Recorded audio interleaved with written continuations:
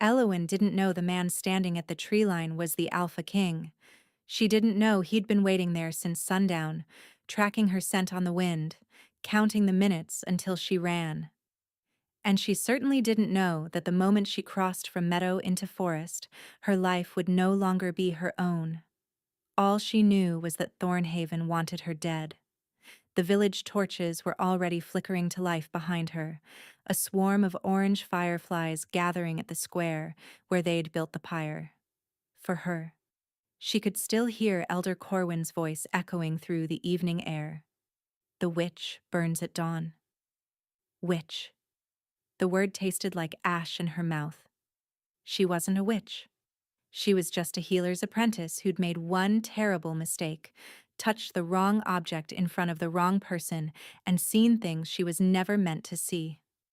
Elowen's bare feet pounded against the cold earth as she ran. She'd left everything behind. Her cottage, her herbs, her mother's ring buried beneath the floorboards where no one would think to look. There hadn't been time to retrieve it. The moment she'd seen Herrick Thorne gathering men outside her door, she'd slipped through the back window and fled toward the only escape Thornhaven offered. The Valdres Forest. They called it cursed, and maybe it was. Ancient trees twisted toward the sky like gnarled fingers, their branches so thick they swallowed moonlight whole. People who entered rarely returned, and those who did came back, different. But Elowen would rather face whatever lurked in that darkness than burn alive while her neighbors watched. The tree line loomed ahead, a wall of shadow and silence. 20 more steps. 15. 10. She crashed through the first line of brush, branches clawing at her dress, her hair, her skin. The sounds of the village faded behind her, the shouting, the barking dogs, the crackling hunger of torches. She was inside. Elowen slowed, gasping for breath, pressing her palm against a tree trunk to steady herself. The bark was cold and rough beneath her fingers, and she was careful, so careful, not to let her gift reach out, not to see whatever memories this ancient wood held. That was when she heard it. A low voice, calm as still water, cutting through the darkness ahead of her. "You took longer than I expected." Elowen's blood turned to ice. A figure stepped out from behind an oak so massive it could have hidden 3 men. Tall, broad-shouldered. Eyes that caught the faint moonlight filtering through the canopy and reflected it back like molten silver. He'd been waiting for her. Elowen stumbled backward, her heel catching on a root. She barely kept her footing. "Don't run!" The stranger's voice held no threat, but it carried weight. The kind of authority that expected obedience without needing to demand it. "You won't make it far, and I'm not here to hurt you." "Then why are you here?" Her voice came out steadier than she felt. "A small victory." He stepped closer, and more details emerged from the shadows. Dark hair fell past his jaw, pushed back from a face that was all sharp angles and hard lines. A scar traced his left eyebrow, disappearing into his hairline. He wore traveling clothes, leather and wool, practical rather than fine, but something about the way he held himself spoke of more than common birth. "I'm here because you have something I need." His gaze swept over her, assessing. "And because in approximately 4 hours, that village is going to send hunting parties into this forest to drag you back to their pyre. I'm offering you an alternative." Elowen's heart hammered. "How do you know about the execution?" He tilted his head slightly. "I've had people watching Thornhaven for weeks, waiting to see if the rumors were true." "What rumors?" "That the healer's apprentice could touch a dead man's belongings and know how he died." His eyes locked onto hers, unblinking. "That she could hold a stranger's ring and see his darkest secrets. That she'd inherited her mother's curse. The same curse that got her mother burned 15 years ago." The words struck like physical blows. Elowen couldn't breathe. "Who are you?" she whispered. "Someone who needs your gift." He took another step forward, close enough now that she could smell pine and wood smoke clinging to his clothes. "Someone who's willing to offer protection in exchange for your help." Protection. She laughed, brittle and sharp. I don't know you. I don't trust you. For all I know, you're worse than what's waiting back there. Possibly? He didn't deny it, and somehow that was more unsettling than reassurance would have been. But I'm not going to burn you alive. That's a start. Elowin's fingers curled into fists. What exactly do you want me to do? Touch something for me. See what it has to show you. Tell me the truth it's hiding. And if I refuse? The stranger glanced back toward Thornhaven, where the distant glow of torches still stained the horizon. Then you walk back into that village and take your chances with the flames. Or you go deeper into this forest alone and take your chances with what lives there. His attention returned to her, and his expression shifted, something almost like respect flickering beneath the cold exterior. But I don't think you're the type to choose death when survival is on the table. Am I wrong? She hated that he wasn't. What's your name? She demanded. The corner of his mouth twitched. Not quite a smile. Walk with me first. Names come after. They walked in silence for nearly an hour, the forest swallowing them whole. Elowin's legs ached, her lungs burned, and every snapping twig made her flinch.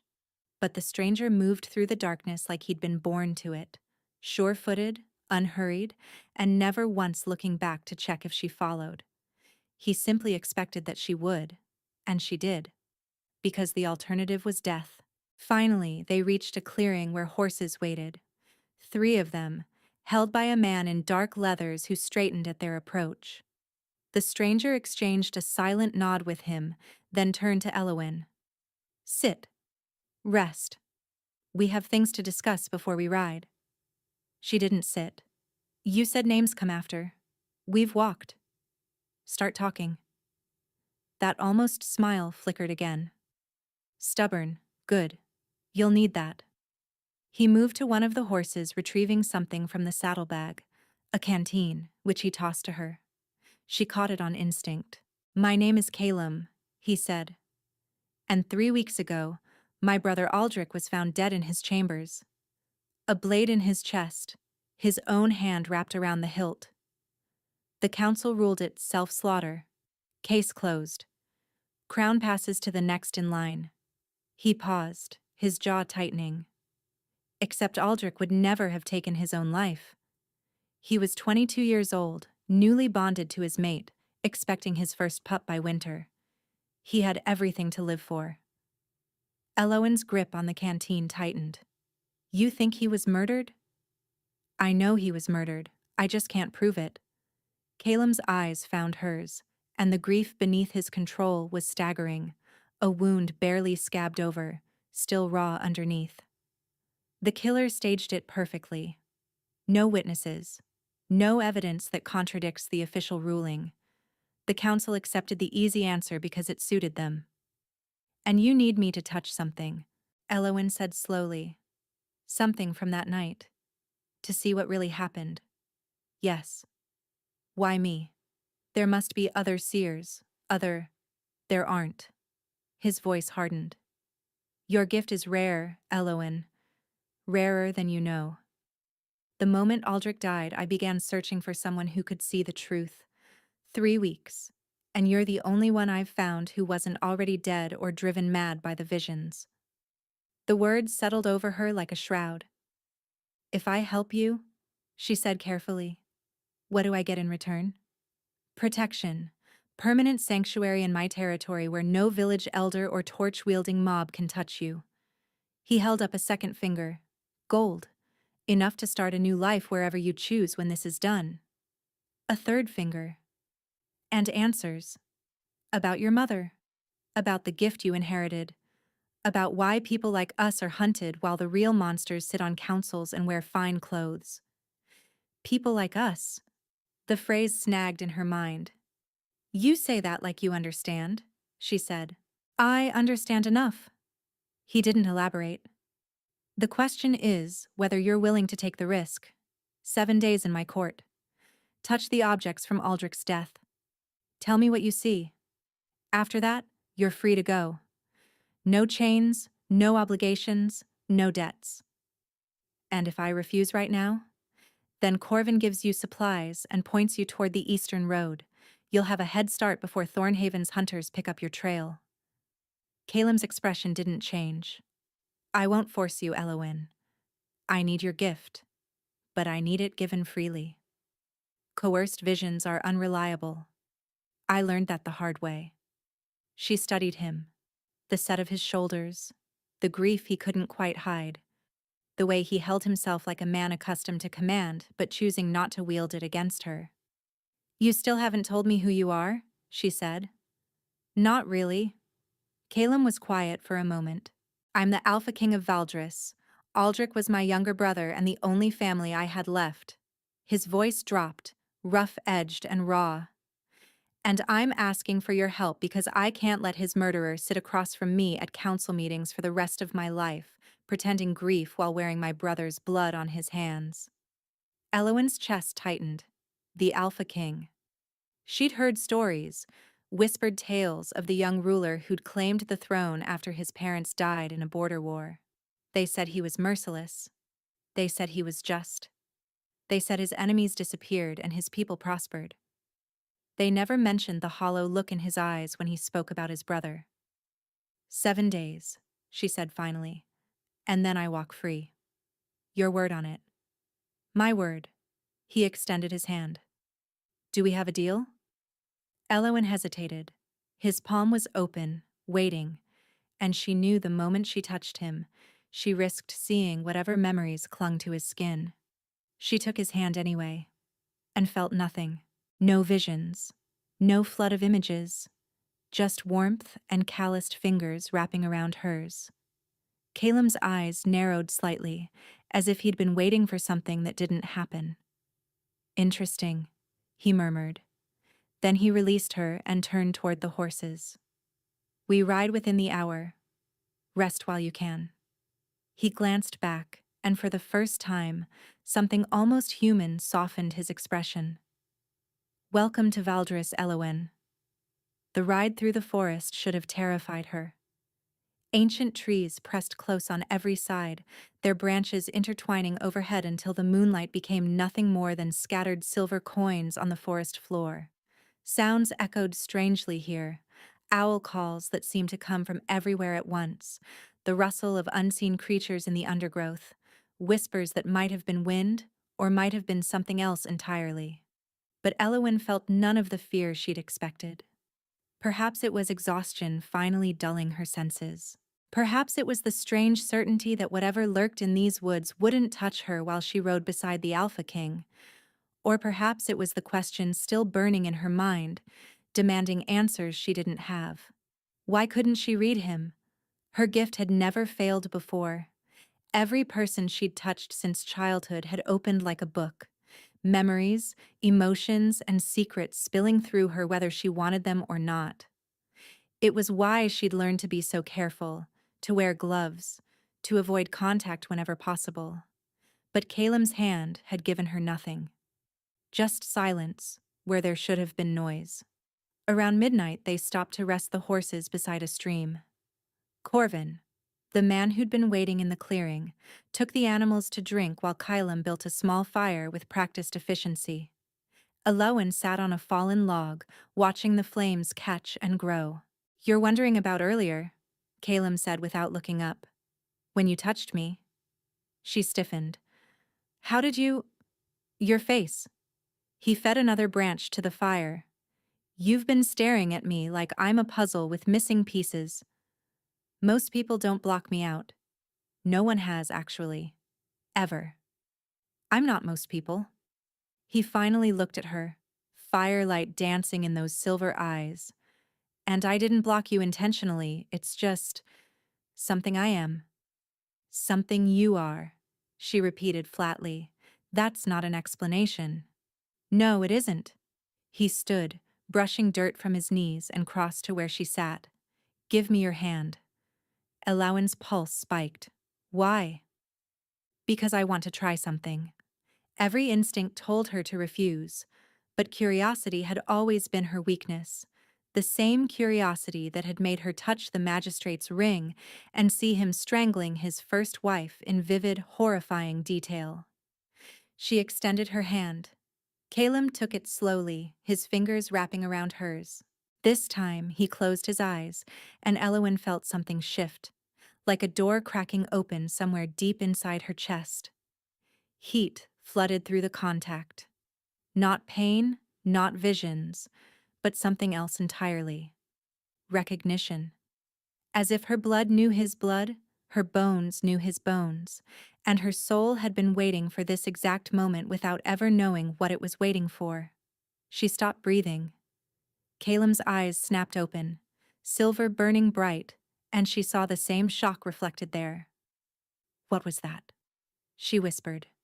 He released her hand like it had burned him. "A complication," he said roughly. "One we'll discuss later." He walked away before she could demand more answers, leaving her with a racing heart and the phantom warmth of his touch still tingling across her skin. They reached the Valdris stronghold at dawn. Eowyn had expected a castle, cold stone, iron gates, the kind of fortress that announced power through intimidation. What she found instead stole her breath for entirely different reasons. The stronghold was built into the mountain itself, carved from black granite that glittered with veins of silver ore. Waterfalls cascaded down either side of the main structure, feeding into a river that wound through the valley below. Towers rose organically from the rock face, connected by bridges that seemed impossibly delicate from a distance, but proved solid as the mountain when they crossed them. And everywhere, there was life. Gardens terraced down the mountainside, green even in the pre-winter chill.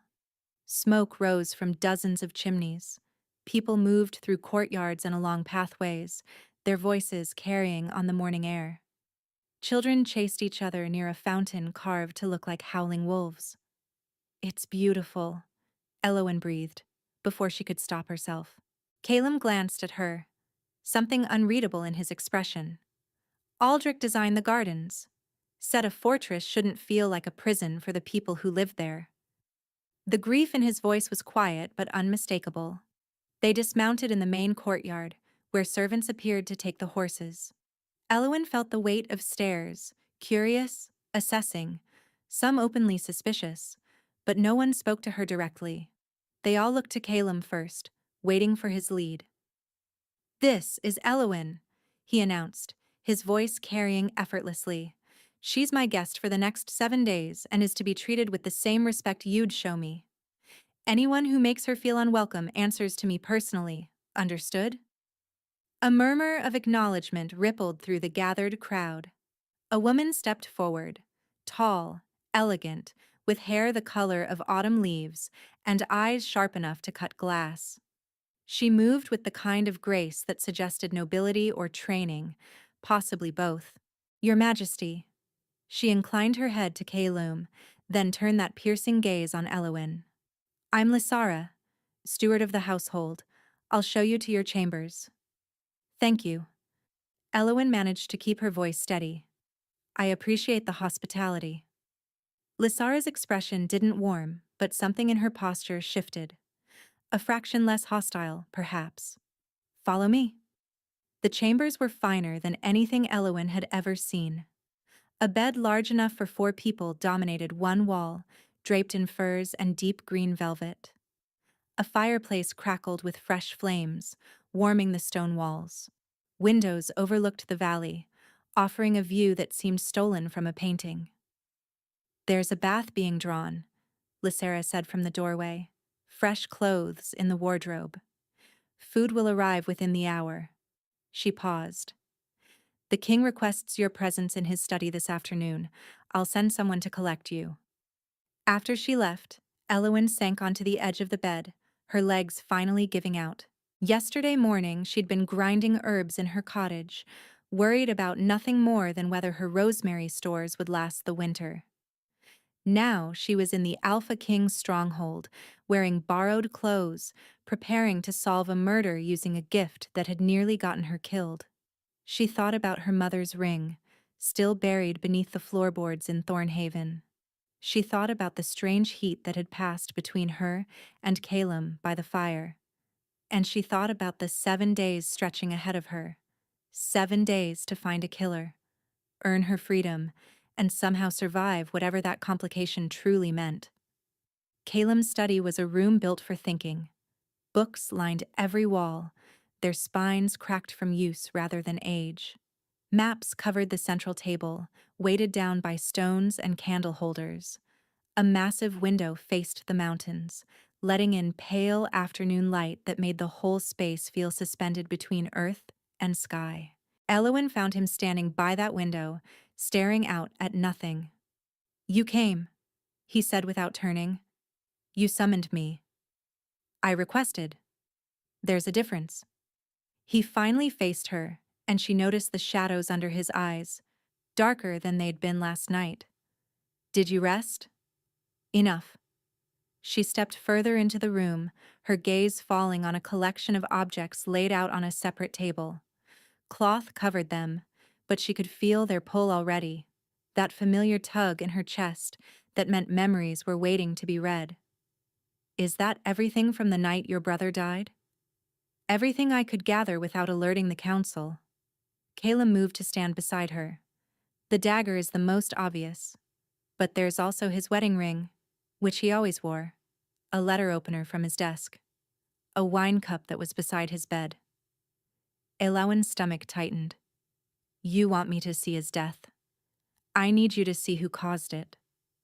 She'd known this was coming, had agreed to it willingly, but standing here now, feeling the weight of those objects pressing against her consciousness, she almost lost her nerve. "It will hurt," she said quietly. "Not me. You. Whatever I see, you'll have to hear it." "I know. I'll feel everything he felt. Fear, pain, betrayal. It all comes through." She met his eyes. "Are you sure you want those details?" Caleb's expression hardened. "I need the truth, more than I need comfort." Elowin nodded slowly. Then she pulled back the cloth. The dagger was beautiful. Silver blade, bone handle carved with intricate knotwork. The kind of weapon given as a gift, not bought for practical use. She could feel its history humming beneath the surface, layer upon layer of memory waiting to unfold. "His bonding gift," Caleb said, his voice strained. "From Aldrich's mate, Maeve. She had it commissioned by the finest smith in the Northern Territories." Elowin reached for it, then stopped. "I should start with something smaller. The wine cup. Less likely to be the murder itself, but it might show me the hours leading up to it." Caleb nodded his agreement. She picked up the cup. The vision slammed into her without warning. A bedchamber, warmly lit by candles. Aldrich. She knew it was him somehow, felt his identity like a signature in the memory, sat at the edge of his bed, turning the cup in his hands. Young. Handsome. A softness around his mouth that suggested easy laughter. A knock at the door. "Enter." A man came in. No, not a servant. The clothes were fine, the bearing too confident. A counselor, perhaps. An advisor. Gray-streaked hair, a neatly trimmed beard, eyes that smiled without warmth. "Lord Aldrich, I hope I'm not disturbing you." "Counselor Varin." Aldrich gestured to a chair. "Of course not. What brings you at this hour?" "A matter of some delicacy." The man, Varin, sat, folding his hands. "Regarding your brother's upcoming treaty with the Eastern Pax." Aldrich's expression shifted, curiosity giving way to caution. "What about it?" "There are those on the council who believe the terms are unfavorable, who feel that younger blood might negotiate differently." A pause, heavy with implication. "You're suggesting I undermine my brother's authority?" "I'm suggesting nothing, my lord, merely conveying concerns." Varin stood, smoothing his robes. "Think on it. We can speak again tomorrow." He left, and Aldrich sat frozen, the wine cup forgotten in his hands, something like dread creeping across his young face. Alowan gasped, dropping the cup. It clattered against the table but didn't break. What did you see? Caleb was beside her instantly, steadying her with a hand on her elbow. Alowan, what did you see? She gripped the table's edge, fighting the residual dizziness. A man. Counselor Varen, your brother called him. Gray hair, beard, cold eyes. She looked up at Caleb and watched his expression shatter. He came to Aldrich's chambers the night he died, talked about the council having concerns with your treaty, implied that Aldrich should move against you. Varen. The name came out like a curse. He's been on the council since my father's time. He practically raised us after our parents died. He was testing your brother's loyalty, Ilowen replied gently. And when Aldrich didn't give him the answer he wanted, she didn't need to finish. Caleb's hand dropped from her arm. He turned away, but not before she saw the devastation written across his face. There are more objects, she said softly. More memories to see. This is just the beginning. I know. His voice was hollow. But I think I need a moment before we continue. Ilowen watched him walk to the window, shoulders rigid, hands braced against the frame. She understood grief. She'd worn it herself like a second skin since her mother's death, and she knew that sometimes the kindest thing was simply to wait. So she waited. The next 3 days fell into a rhythm Ilowen hadn't expected. Mornings belonged to the visions. She worked through the remaining objects one by one. The letter opener that showed Aldrich writing frantically to someone he never named. The wedding ring that held memories of joy so pure they made her weep. And finally, the dagger itself. That vision nearly broke her. She felt Aldrich's confusion when Varen returned that final night. His shock when the older man drew the blade. His desperate struggle, too brief, ended by a strike he never saw coming. And worst of all, his final thought as darkness claimed him. Caleb will know. My brother will find the truth. When she came out of that vision, she was on her knees sobbing, and Caleb was holding her. He didn't speak, didn't demand details, just held her until the trembling stopped, his hand stroking her hair with a gentleness that seemed impossible for a man of his reputation. Afternoons became hers to explore. The stronghold revealed itself in layers. She discovered a library that rivaled any she'd dreamed of, its shelves stuffed with texts on herbcraft and healing that made her fingers itch to read. She found the kitchens, where a cook named Brinley pressed warm bread into her hands and refused to let her leave without eating. She wandered the gardens Aldrich had designed and understood why his brother still couldn't speak his name without pain. And everywhere she went, she felt Caleb's awareness following her. Not watching, exactly. Not hovering. Just present. As if some invisible thread connected them, letting him know where she was at every moment. The bond. That complication he still refused to explain. On the third evening, she found him in the library, surrounded by papers and candlelight. You're avoiding the topic, she said without preamble. Caleb looked up. Exhaustion lined his face, but something else flickered there too. Something that made her pulse quicken. Which topic? You know which one. She moved closer, stopping just out of reach. What happened by the fire that first night? What's still happening every time we're in the same room? He set down his quill slowly. It's called a recognition bond, he murmured. It happens when two people are compatible, on a level deeper than choice or circumstance. Compatible how? Soul deep. His eyes met hers.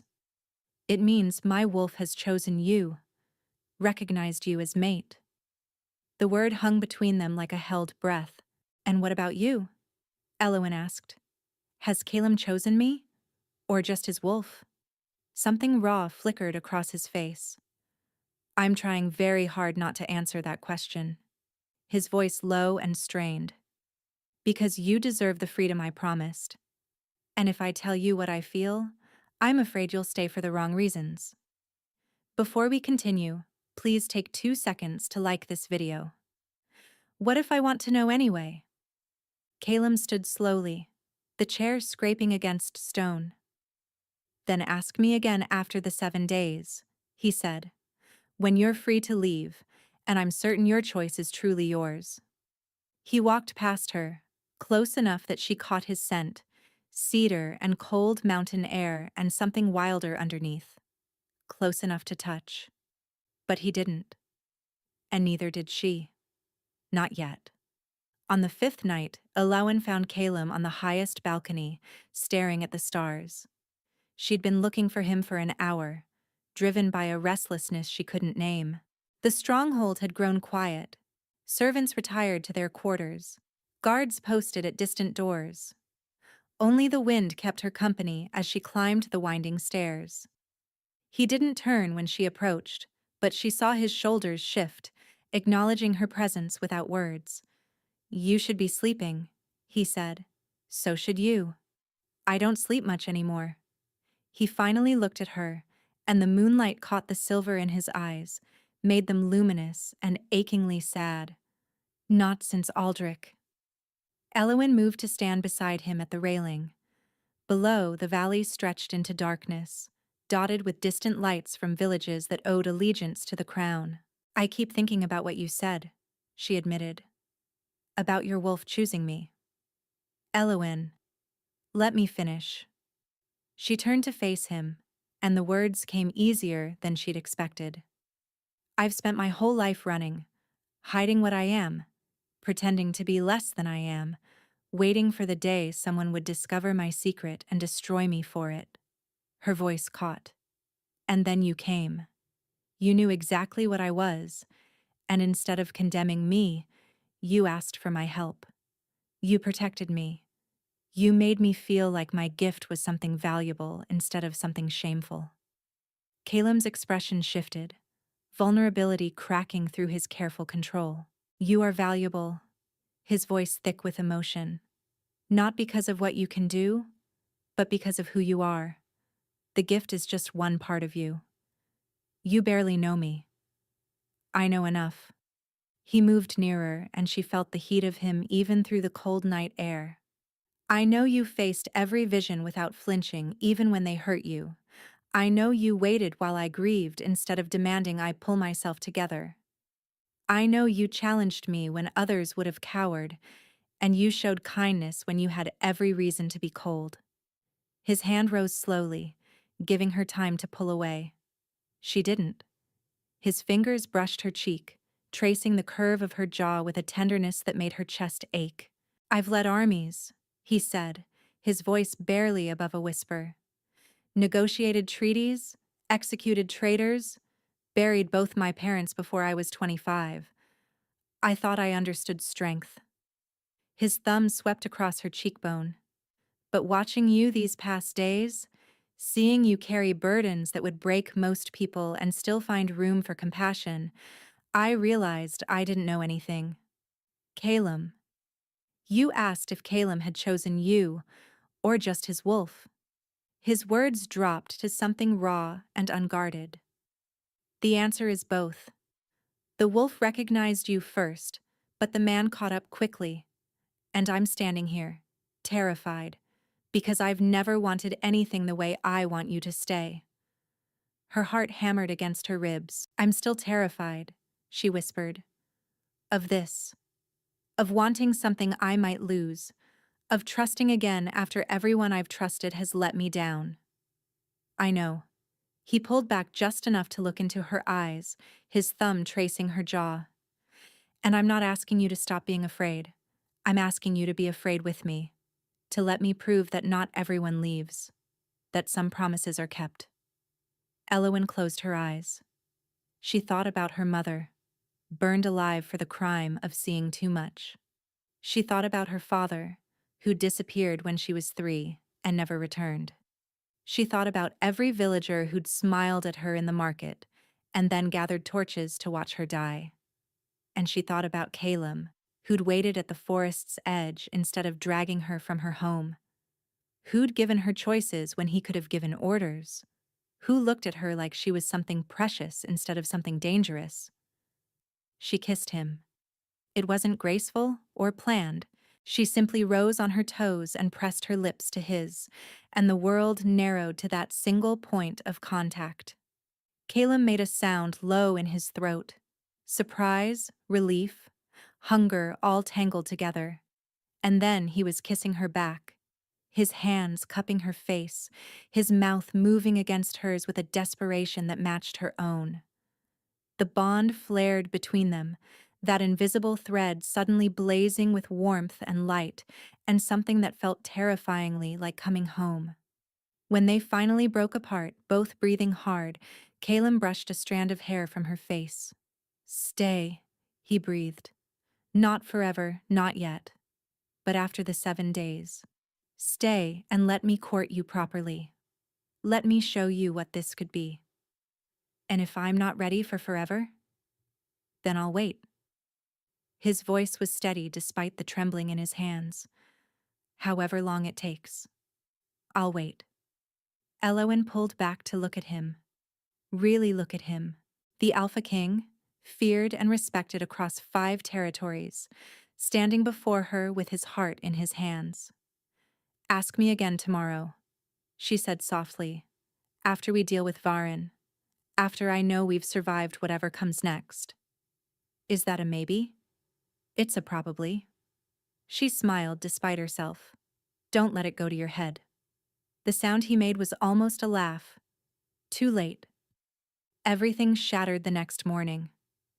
Alawan woke to shouting in the corridor, voices raised in alarm, boots pounding against stone. She threw on clothes and yanked open her door to find Lysara standing there, face pale. "The king needs you," Lysara said. "Now."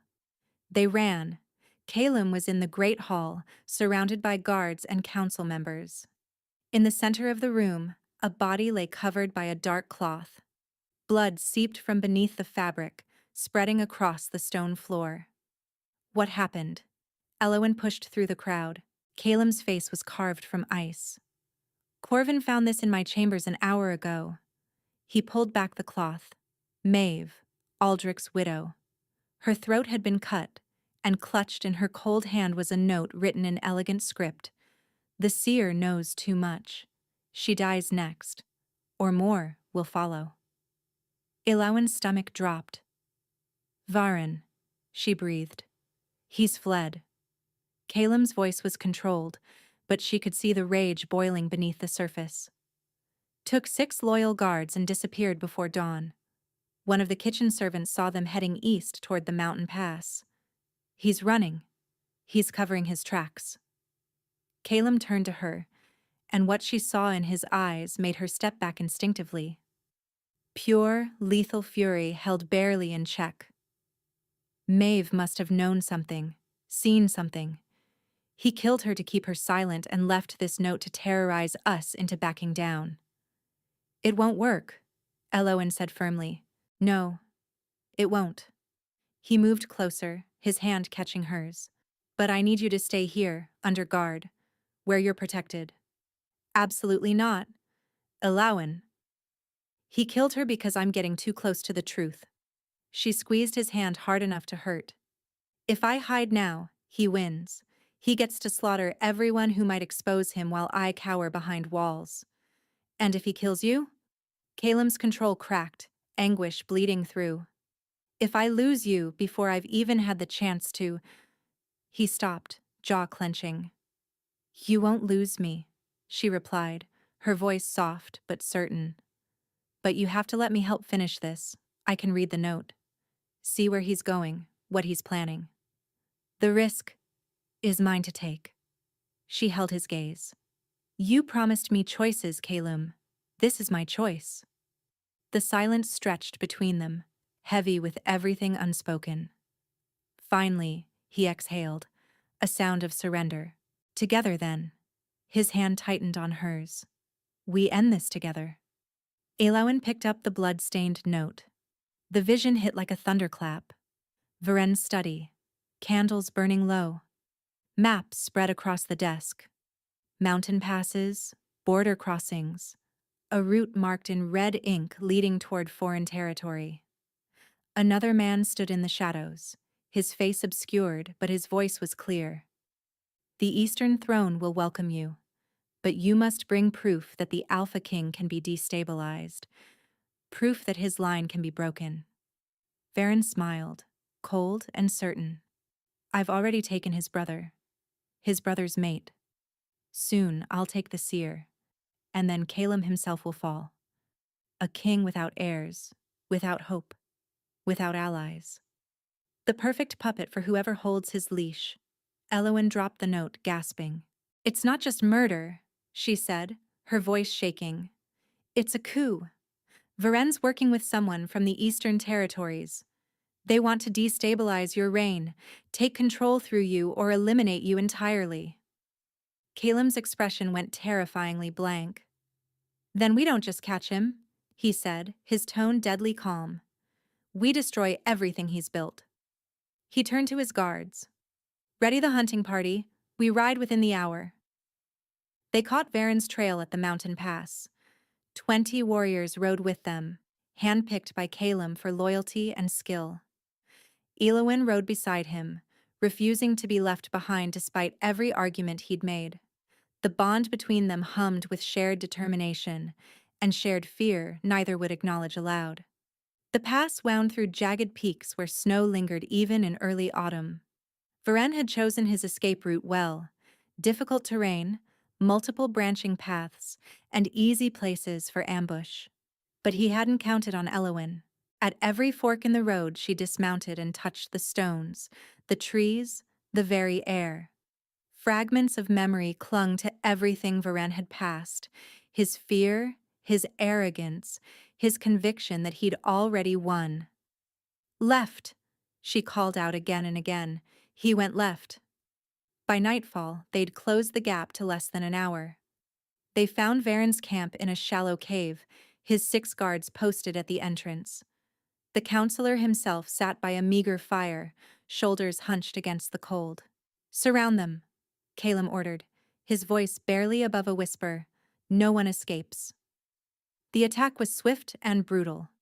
Varen's guards fought, but they were outnumbered and outmatched.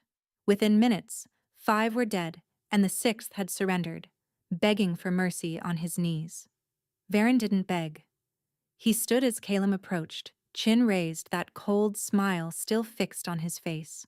You found me faster than expected, he said calmly. The seer's doing, I assume. Elowen, Calum corrected, his voice deadly soft. Her name is Elowen, and you're going to remember it when they carve it into your execution order. Execution? Varen laughed, and the sound echoed off the cave walls. You won't execute me, boy. You don't have the stomach for it. I executed 3 traitors last winter. Strangers. Enemies. Varen took a step forward, and his smile turned cruel. But I held you when you were an infant, Calum. I taught you to read, to fight, to rule. I was there when your parents died, when you buried them in the royal crypt and wept like the child you still were. His voice dropped to something almost gentle. Can you really look me in the eye and end my life? The silence that followed was suffocating. Then Elowen stepped forward. He can't, her voice soft. But the evidence can. She pulled out Varen's note, still stained with Maeve's blood. I've seen everything, she continued. Every memory this paper holds. You conspired with Eastern agents to destabilize the throne.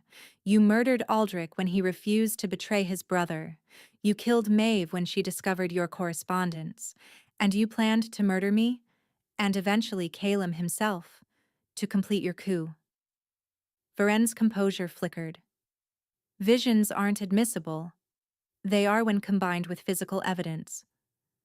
Lysara emerged from the shadows behind them, carrying a leather satchel.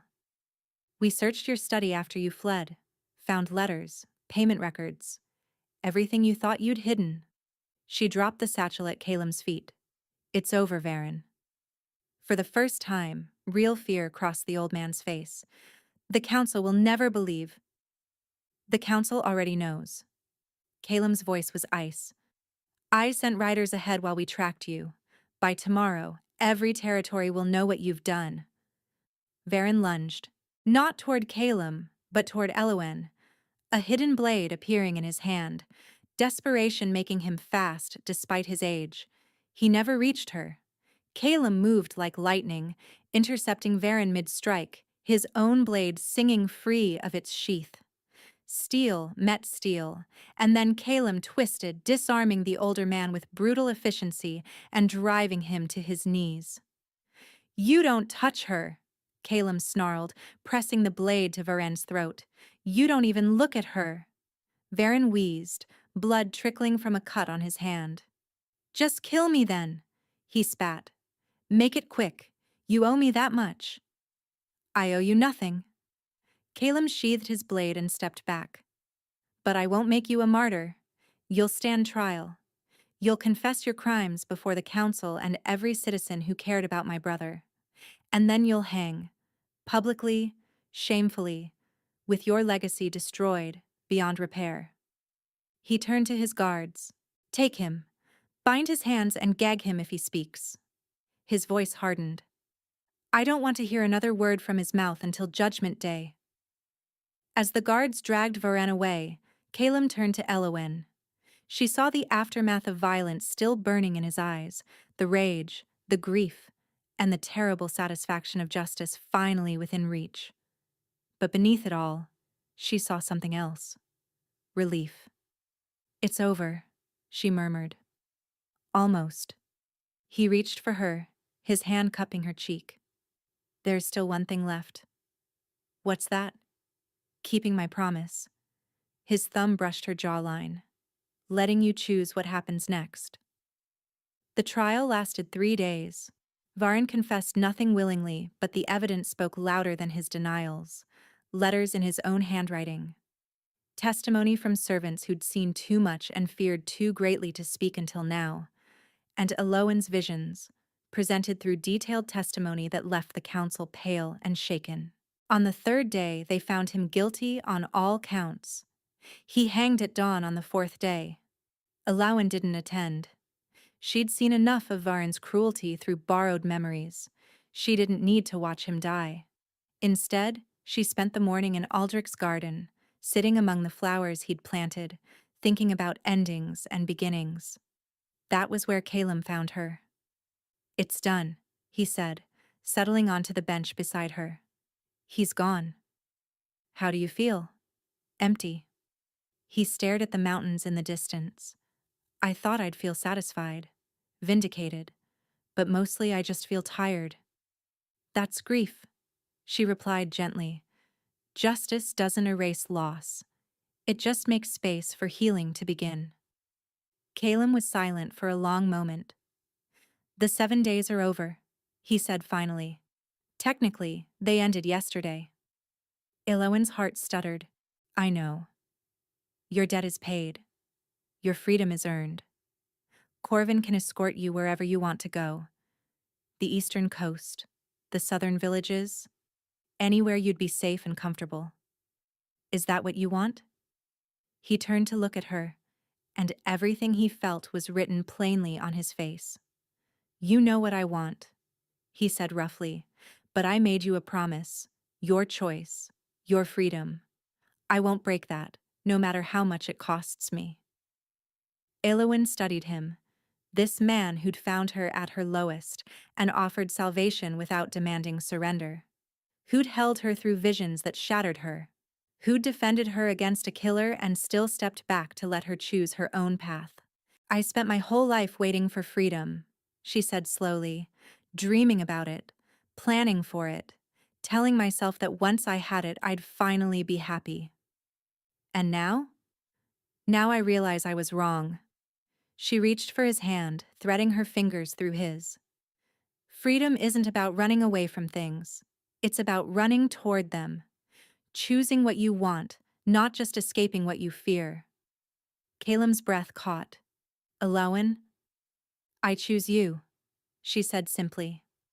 Not because of the bond, or because I have nowhere else to go, or because you saved my life. I choose you because when I imagine my future, you're in it.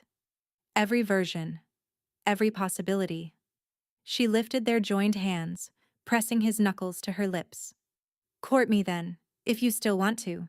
Show me what this could be. The sound he made was somewhere between a laugh and a sob. I still want to, he managed. More than anything. He pulled her into his arms, holding her so tightly she could barely breathe, and she held him right back, feeling the bond between them settle into something steady and sure. I love you, he murmured against her hair. I think I've loved you since you took my hand in that forest and demanded answers instead of begging for mercy. I love you too. The words came easier than she'd expected. Even though you're infuriating and overprotective and terrible at explaining things. I'm working on that last one. Work faster. He laughed, a real laugh, warm and startled and full of joy, and kissed her forehead, her cheeks, the corner of her mouth.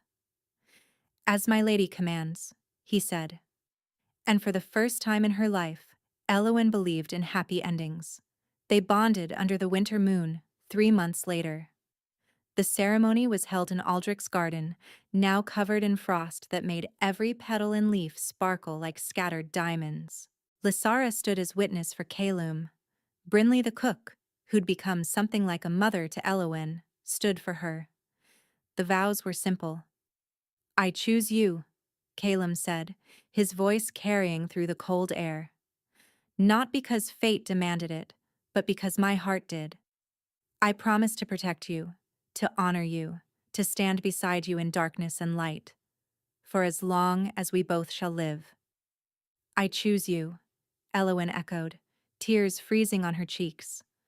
Not because I had nowhere else to go, but because there's nowhere else I'd rather be. I promise to trust you, to challenge you, to love you even when you're being impossible, for as long as we both shall live. The bond sealed between them with a warmth that defied the winter cold. Not chains, but roots, intertwining and growing deeper with every passing moment. Calum kissed her, soft and reverent, and the assembled crowd erupted in cheers. The celebration lasted until dawn. There was music, dancing, and endless food. Lysera actually smiled, twice. And Corvin got spectacularly drunk and told anyone who'd listen about how he'd known from the start that they were meant for each other. Later, much later, they retreated to their chambers, a room that had been hers but was now theirs, filled with books and herbs and the furs Calum had insisted on adding because he worried about her getting cold. He loved her slowly that night, worshipping every inch of her skin with his hands and mouth, whispering promises against her pulse points until she shattered in his arms. And when she returned the favor, mapping his scars with her fingertips and telling him he was beautiful, he came undone so completely that she knew she'd remember this moment forever. Afterward, they lay tangled together in the moonlight, her head on his chest, his fingers tracing lazy patterns on her shoulder. Tell me something, he said quietly. Something I don't know. Eowyn thought for a moment. The night I fled Thornhaven, I almost turned back. I was so scared of the forest, of what might be waiting in the darkness. But then I thought about my mother, how she faced the flames without flinching, and I decided that if I was going to die, it wouldn't be as a coward. You're the bravest person I know. I was terrified. That's what makes it brave. He pressed a kiss to her hair. What changed your mind about staying? Really? She considered the question. You did. But not in the way you think. She propped herself up to look at him. It wasn't the protection or the wealth or even the bond. It was the way you looked at me that first night. Like I was a person, not a tool. Like my answer actually mattered. It did matter. I know that now. She kissed him softly. That's why I stayed. Calum's arms tightened around her. I spent weeks searching for someone who could help me find justice for Aldrich, he said. I never expected to find you. never expected to want anything beyond revenge. His voice grew hoarse. You gave me something to live for again, Alawan. Not just exist. Live. Then we saved each other, she said simply. We did. She settled back against his chest, listening to the steady rhythm of his heartbeat. Outside, snow began to fall, blanketing the stronghold in white silence. Inside, wrapped in warmth and love, Elowen finally understood what home meant. It wasn't a place. It was a person. And she'd run straight into his arms. Where are you listening from? Let's meet in the comments. I love hearing your thoughts. And if you'd like to support me, please subscribe. It's free, and it helps more people hear these stories.